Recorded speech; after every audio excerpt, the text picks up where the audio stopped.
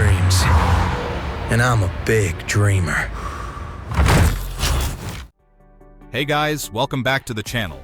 March 2025 was an absolute banger for Steam Deck fans, with new hits, surprise comebacks, and cozy time stealers dominating our handhelds. So join us as we dive into the top 10 most played games on Steam Deck of March 2025.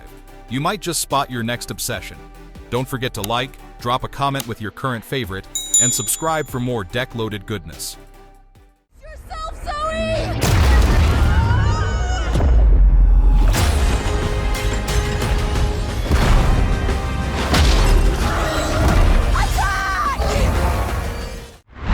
Split Fiction. Joseph Fares is back, baby, and he brought the whole split-screen Chaos Squad with him. Split Fiction is like if Inception, Inside Out, and your old buddy Couch Co-op all had a wild weekend in a VR rave. This two-player narrative puzzle fest is a kinetic, emotional roller coaster strapped to a rocket launcher, and it runs shockingly smooth on Steam Deck, which is kinda bonkers when you realize it's split-screen the whole way through. You and your buddy, or a brave AI, will play as two storytellers stuck inside a fractured narrative, literally rewriting genres as you go. One minute you're in a noir crime thriller, the next you're dodging lasers in a sci-fi opera, then suddenly you're in a spaghetti western musical. Yeah, it's that unhinged. The real kicker? It looks gorgeous. With default settings pumping out 40 to 50 FPS on the deck and barely breaking a sweat, this game proves magic doesn't need a monster rig. Explosions, hover cars, character banter, fourth wall breaks, it's a popcorn blockbuster in your lap. And it never compromises the vibe. Honestly, it's like your deck was made for this.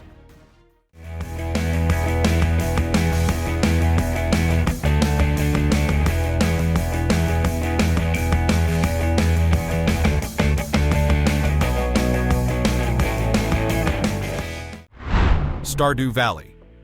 Plot twist. Capitalism bad, plants good. Stardew Valley will lure you in with its pixelated charm and then emotionally body slam you with wholesome vibes and existential farming. You've inherited Grandpa's crusty old farm, and instead of selling it for a penthouse in Zuzu City, you grab your rusty hoe, slap on your boots, and decide to grow turnips like a legend. And that, my friend, is how farming became therapy. This game is basically, do what you want, when you want, how you want. Grow crops, raise a duck army, mine for shiny rocks while battling adorable cave gremlins. Fish until your real-life dinner burns. Or, let's be real, marry that town emo, Sebastian, for the 10th save file in a row. The villagers have personality, secrets, and birthdays, and yes, you will feel bad when you forget pennies again. On Steam Deck, this baby runs smoother than fresh mayo from your artisan machine. Controls are tight, battery life is friendly, and you can finally live your pixel farm dream in bed, on the toilet, or while avoiding real responsibilities. Stardew doesn't just work on Steam Deck, it thrives. It's basically handheld farming perfection. If you haven't lost 80 hours to this game yet, just wait.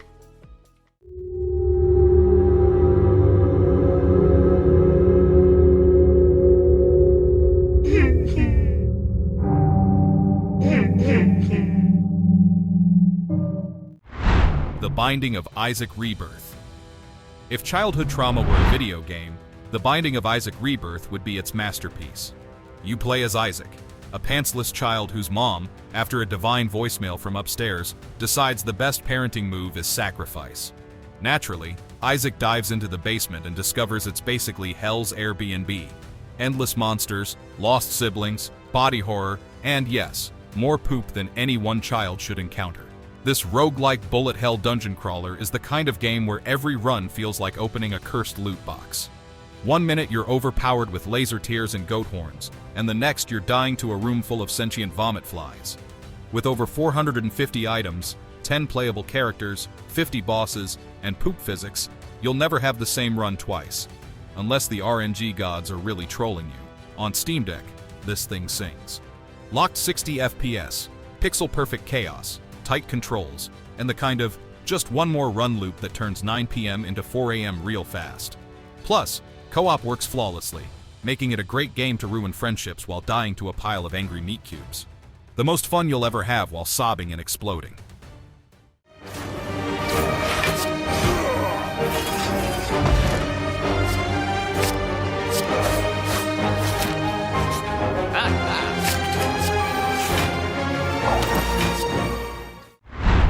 Slay the Spire. Slay the Spire is what happens when a card game and a roguelike go on a blind date and accidentally invent perfection. You pick one of 4 quirky heroes, build your dream deck of attacks, spells, and curses, then march your brave little pixel buddy into a procedurally generated hell tower full of weird cultists, sentient shapes, and those smug slimes that always land a critical hit right when you think you're safe. Every game feels like crafting a strategy thesis with high-stakes anxiety. You'll find wild relics that boost your powers, like turning your block into bombs or letting you draw a bazillion cards at once. But there's always a trade-off, like maybe losing your soul? Who knows? It's Spire, baby. On Steam Deck, Slay the Spire plays like it was built for it. Fast loads, crisp visuals, buttery controls. It's the ideal one-more-run game that devours train rides, lunch breaks, and your concept of time. Get busy feeling a math wizard calculating your next combo, or a chaos gremlin chucking random cards at enemies. This game hooks you hard. All in all, a ruthless card game that'll beat you down, lift you up, and make you fall in love with math. Be careful, be careful. Look at us, we're so professional. Okay, guys, I have a plan. No! Oh, please, stop!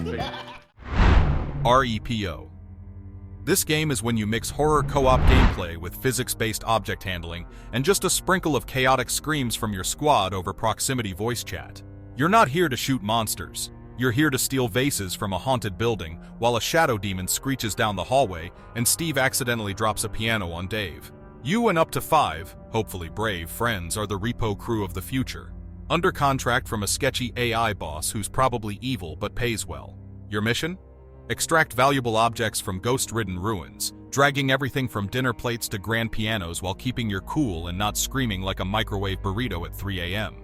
Everything in this game is touched by Newton's laws, so physics will betray you when you least expect it.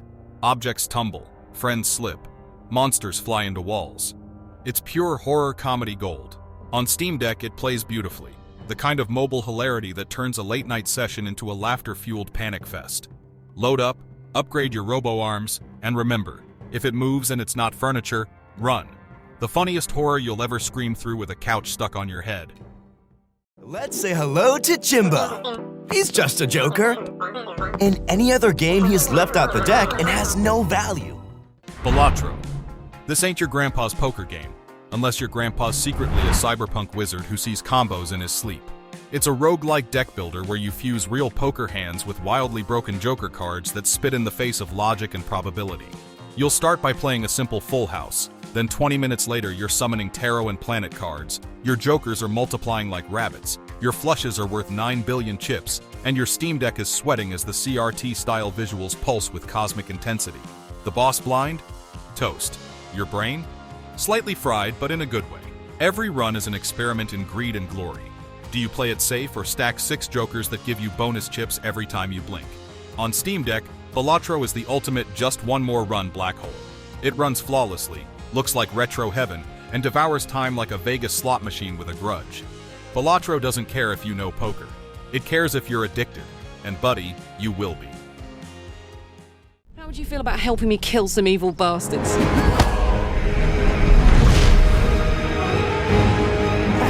Blackith blesses me this day.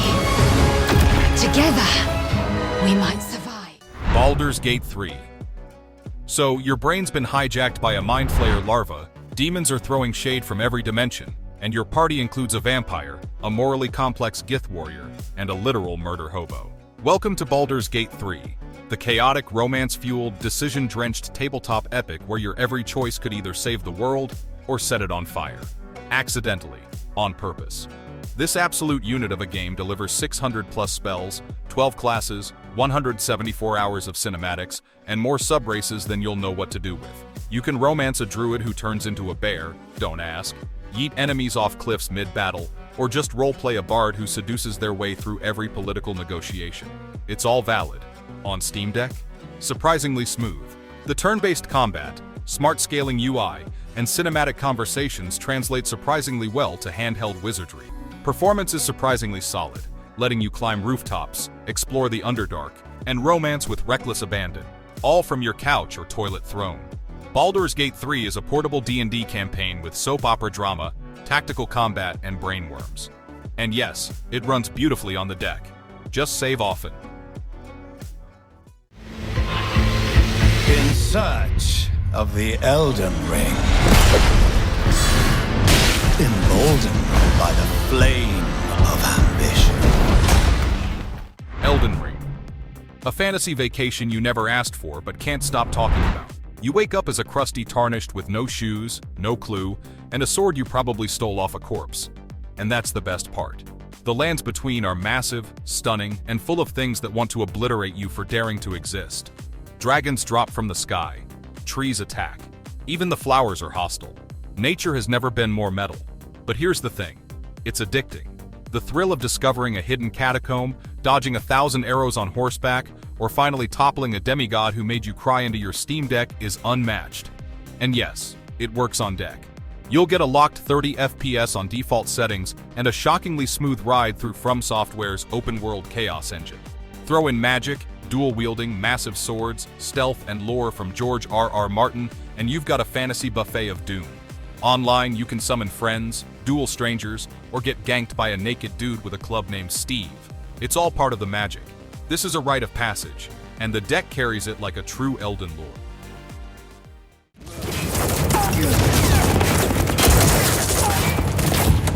Initiating combat mode. Go! Destination confirmed. Woo! That's what I'm talking about! Alright, in and out, bitches! Cyberpunk 2077. Went from launch disaster to cybernetic legend real fast. And now, it's ruling the Steam Deck streets like V on a revenge tour. Set in the chaos-chic sprawl of Night City, you play as a cyber-enhanced merc just trying to not get iced while climbing the merc ladder, flirting with netrunners, and maybe, just maybe, listening to Keanu Reeves yell in your brain. The story's deep, the side quests are juicier than a synth burger, and every choice you make echoes through the city's neon-lit underbelly. You can hack brains, drive futuristic death machines, double jump off a skyscraper into a gunfight, then go clubbing right after. And with Update 2.2, you're rocking new cosmetic cyberware, fresh tattoos, and a literal car paint customization feature that screams style over substance. On the Steam Deck, it runs shockingly well. CDPR's tweaks have made performance super solid, with good frame rates on medium settings and visual fidelity that looks way too good for handheld. You'll lose hours just walking around and taking moody screenshots in photo mode like some chrome-drenched tourist. It's sleek, it's wild, and it runs like a dream. Night City was built for the deck, Chumba. Where's our money? Do you have my bag? Always, Dutch. Red Dead Redemption 2. An emotional cowboy opera that will gently break your heart and then run you over with a stolen stagecoach. You play as Arthur Morgan, a morally complex outlaw with a killer beard and an even better deadpan stare. You ride with the Vander Linde gang through the dying breath of the Wild West, trying to outrun the law, your past, and your feelings. Spoiler alert, you will cry at least once. The story is sprawling, layered, and full of Oscar-worthy moments. But the real joy? Living in this world, fishing in the misty morning, playing poker in Valentine, shooting bandits and then petting your horse like nothing happened. And the photo mode? Let's just say your inner cowboy Instagrammer will thrive. And now, somehow, it runs on Steam Deck. Not flawlessly, but impressively. With some tweaks, FSR, medium settings, you'll get a cinematic handheld outlaw experience that still makes your jaw drop every time you watch the sun dip behind a canyon. It's the Western epic, now conveniently pocket-sized. Just don't forget to brush your horse.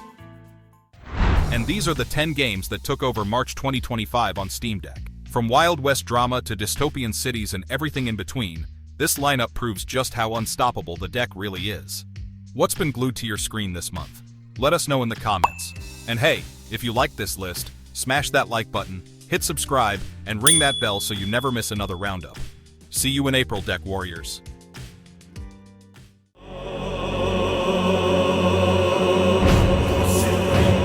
Bow before me. Bow before the absolute. Bow!